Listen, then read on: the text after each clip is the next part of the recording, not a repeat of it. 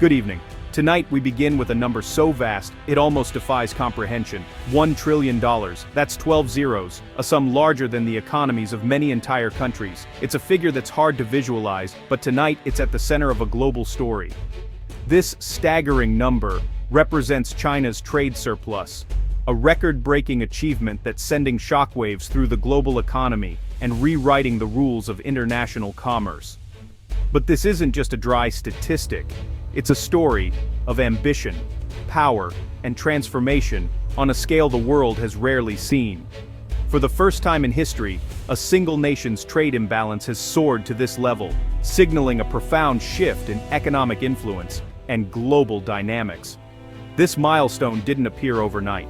It's the result of decades of strategic planning, massive investment, and relentless growth in manufacturing and exports. China, often called the world's factory, has steadily strengthened its position, outpacing expectations and reshaping supply chains across continents. The country exported $1 trillion more in goods than it imported, an unprecedented gap that highlights its dominance in global trade. This development raises urgent questions for leaders and policymakers worldwide. How did we reach this point, and what does it mean for the future of international relations and economic stability? Tonight, we'll break down what this trillion-dollar figure means for factories, boardrooms, and for your wallet at home. We'll explore how it impacts jobs, the prices you pay for everyday goods, and the delicate balance of global power that affects us all. This is more than just another economic headline. It's a defining moment that could shape the world's financial landscape for decades. The trillion-dollar surplus marks the beginning of a new chapter in global trade, with consequences and opportunities that will ripple across industries and nations for years to come. The decisions made in response to this milestone could reshape the future of global commerce, affecting everything from international partnerships to the products on your shelves. This story touches every one of us, and as the world adapts, its outcome is still unfolding. Stay with us as we dive deeper into the trillion-dollar milestone and what it means for our shared future. To understand this milestone, let's start with a simple question. What exactly is a trade surplus, and why does it matter so much in today's global economy? Imagine a country as a giant store, filled with products made by its people and businesses, ready to be sold to the world. This store sells goods and services to other countries. These are called exports. At the same time, it buys things it needs from abroad. These are imports. Every day, goods are shipped out and brought in, creating a constant flow of trade. A trade surplus happens when a country sells more to the world than it buys. In other words, more money is coming in from exports than is going out for imports. This means the country is earning more than it spends, and its economy is bringing in extra cash from overseas. For China, this surplus has now reached an unprecedented $1 trillion, a figure so large it's hard to even imagine. That's $1,000 billion, all earned from selling goods and services to the rest of the world.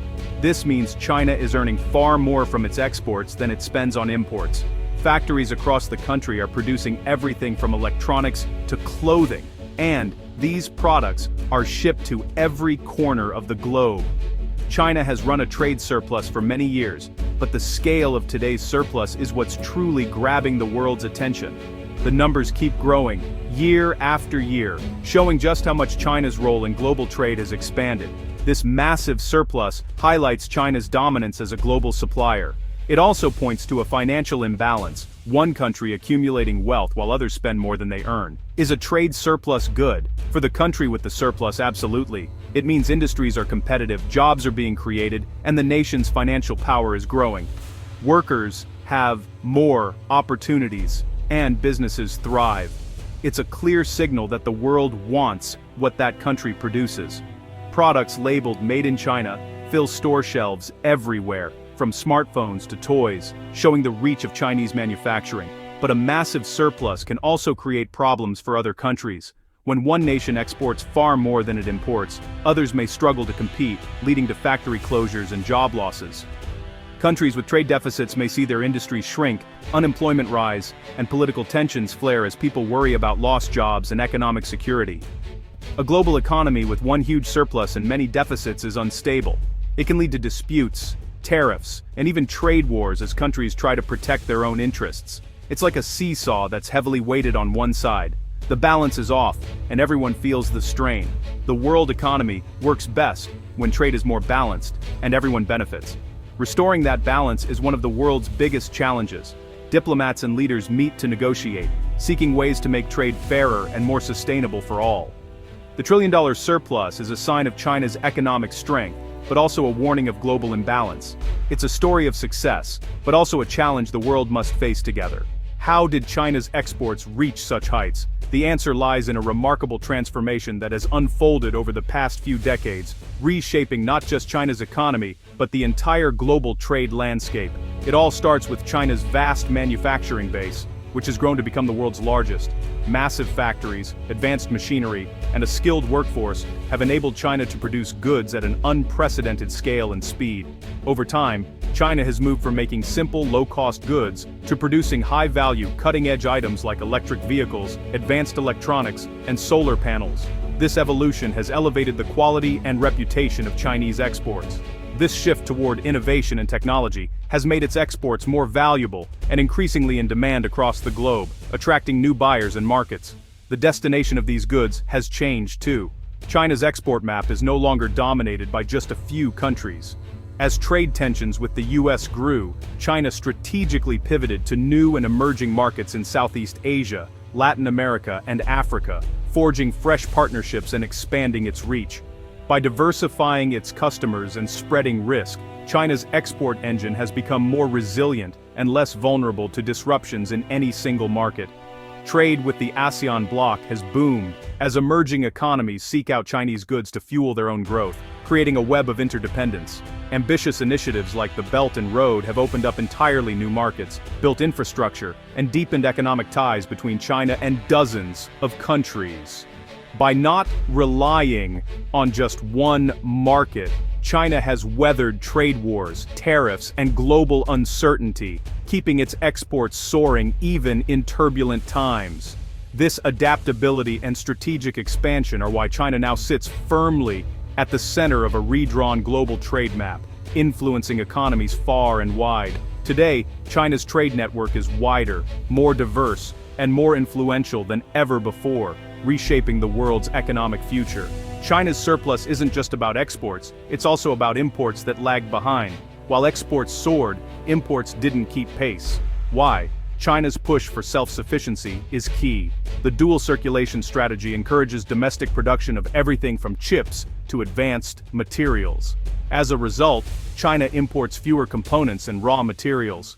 Weak consumer demand also played a role, with economic slowdowns making people cautious about spending on imports.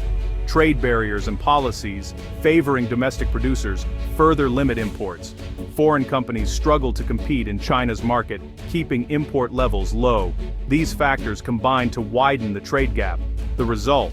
A surplus driven by both booming exports and restrained imports. It's a deliberate strategy with global consequences. Another factor: China's currency, the yuan. A weaker yuan makes Chinese exports cheaper and imports more expensive. Critics say China manages its currency to give exporters an edge. If the yuan is weak, foreign buyers get more for their money. Chinese goods look like bargains. For Chinese consumers, foreign products cost more, so they buy local. This double effect fuels the trade surplus. The yuan's value is tightly controlled, not left to market forces. This gives China a tool to boost exports when needed. Combined with low production costs, it's a powerful advantage. Even with tariffs, Chinese goods remain affordable worldwide. Currency policy is a cornerstone of China's export success. The trillion-dollar surplus has sparked global concern, not celebration. In Washington, lawmakers see it as proof that current policies aren't working. Calls for tougher measures are growing. Europe fears its industries can't compete with a flood of low-cost Chinese goods, especially in key sectors like electric vehicles. The EU is investigating Chinese subsidies and considering new trade defenses.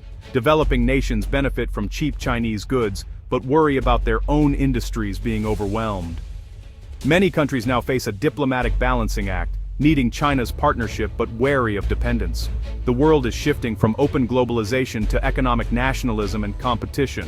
The surplus is more than a number, it's a symbol of concentrated power. Nations are rethinking alliances and trade strategies to counterbalance China. The global response is reshaping the future of trade. Behind the numbers are real people. In China, the export boom has created millions of jobs and lifted many out of poverty. For Chinese workers, global demand means stability and opportunity. In countries with deficits like the US, it's a different story. Factory closures and job losses have hit communities hard. While consumers enjoy lower prices, the social cost is high, fueling political backlash. Businesses relying on Chinese manufacturing thrive, but local manufacturers struggle to compete. Many small firms have closed, unable to match China's prices. For consumers, the benefit is clear, affordable goods, but there are hidden costs, job losses, and supply chain vulnerabilities. The pandemic showed how fragile global supply chains can be. The surplus highlights the trade-off between low prices and economic resilience. China's surplus brings short-term strength, more foreign currency, global investments, and economic stability. It's a buffer during domestic slowdowns, but heavy reliance on exports is risky. If global demand drops or trade barriers rise, China's export engine could stall. The government knows it must boost domestic consumption for long-term stability. The surplus shows this rebalancing hasn't happened yet. For the world, such imbalances fuel tension and protectionism. Deficit countries face pressure to act, risking trade wars and higher prices. A lopsided global economy is unstable and prone to conflict. The future is uncertain. China could double down on exports or shift toward more imports. The world must choose between protectionism and cooperation. The path taken will shape global trade for years.